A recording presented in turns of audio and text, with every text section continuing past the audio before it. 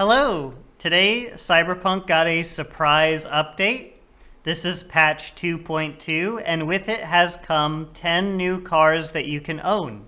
Here they are. This brings the total of vehicles in the game that you can own up to 82. So I have brought these up to the northern section of the map to test them around my track and see how they do in terms of lap time. Starting with the Deleon V410S Coupe. This is a pretty average car. There's not really anything special about it. It's not that fast. It doesn't handle particularly well. It's just kind of like overall okay. In terms of the ranking of the 82 cars in the game total, it ranks at number 64. And in terms of the 10 new cars, it is ranked 10. It is the slowest new car we have from this patch. That's how we're going to be doing the ranking system over there on the top left of the screen. The first number is out of 82, and then the second number is out of 10. The Quartz ECL R275. This is a very pleasant car to drive. Its chassis feels great. It has very high capabilities in terms of handling. This is one of those cars where the handling far exceeds the power that's available.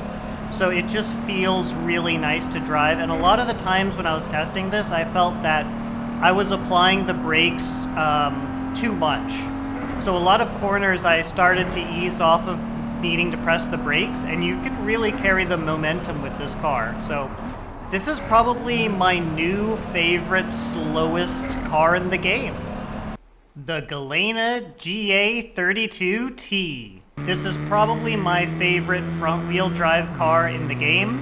Around my testing track, it is actually not that impressive, but around town, when there's a lot of turns and a lot of corners, the handling of this car is very fun. I actually think this is a nice, fun front-wheel drive kind of drifting machine, which doesn't make a lot of sense, but if you throw this around corners, you'll see what I mean. This was one of those cars that for me, originally, I was disappointed that we couldn't own this car.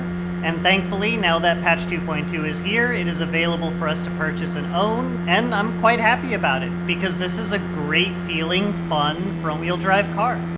The Supron FS3-T.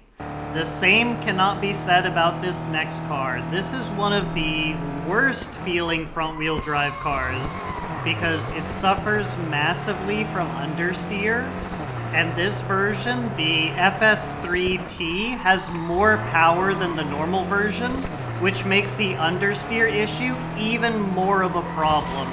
So this is a very unpleasant car to drive.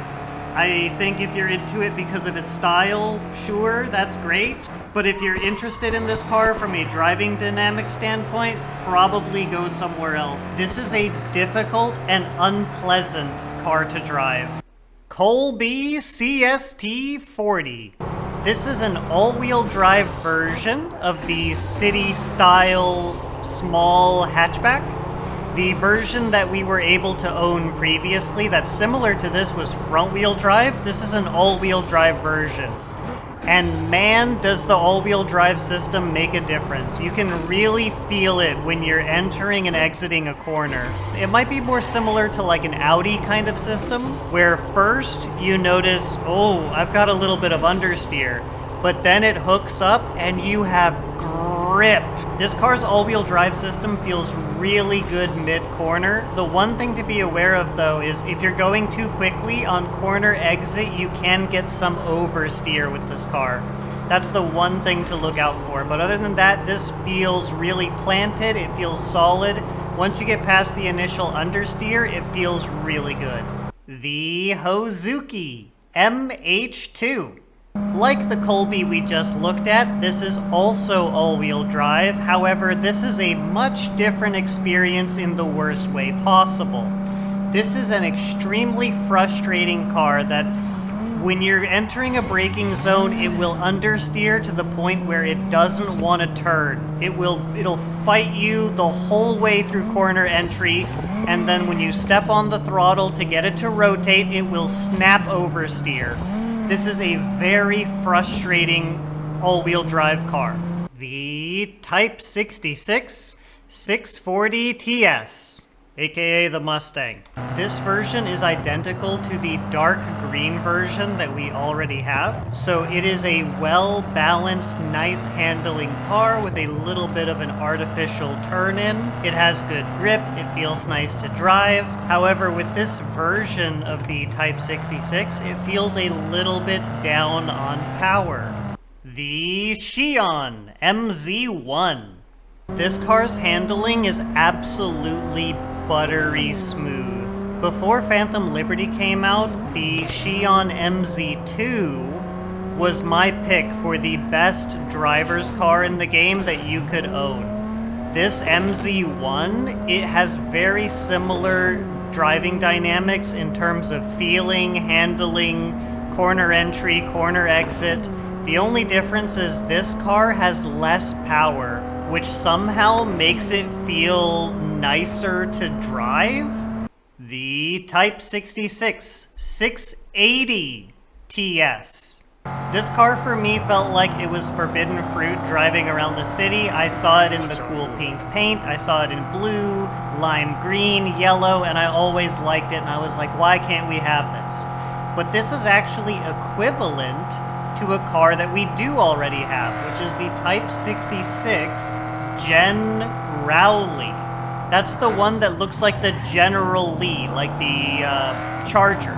You know the one. It's got the orange paint, the NUSA flag on the roof. That's the one.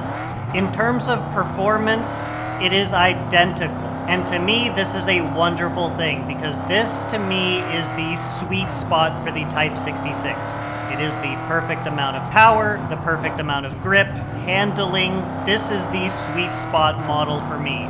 This is my favorite Type 66, and I love it with the pink paint. Huge fan of that. Who would have guessed?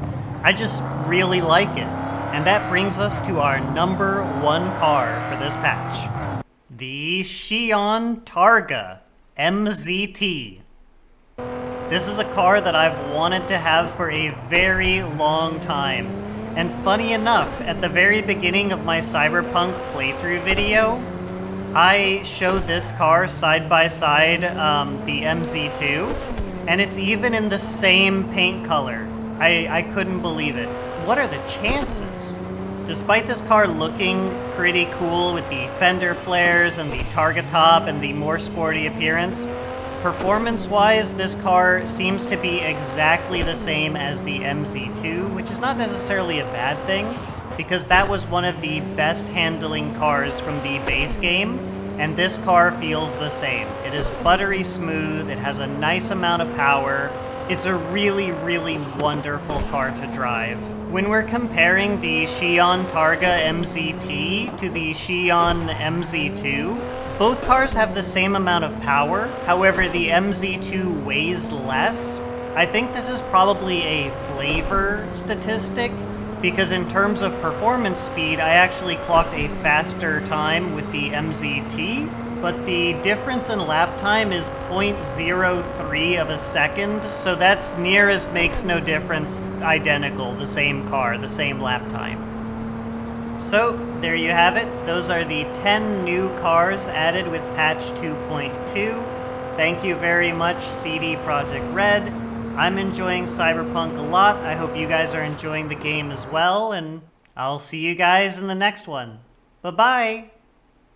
If you guys are interested in seeing the full lap with no commentary, there will be a link in the description below to a video that has the full lap times with no commentary. I put a lot of effort into them to make sure they are the best as possible. So if there's a certain car that you would like to see, please check it out. All right, I think that's all I got for you guys. Thanks for stopping by. Thanks for watching.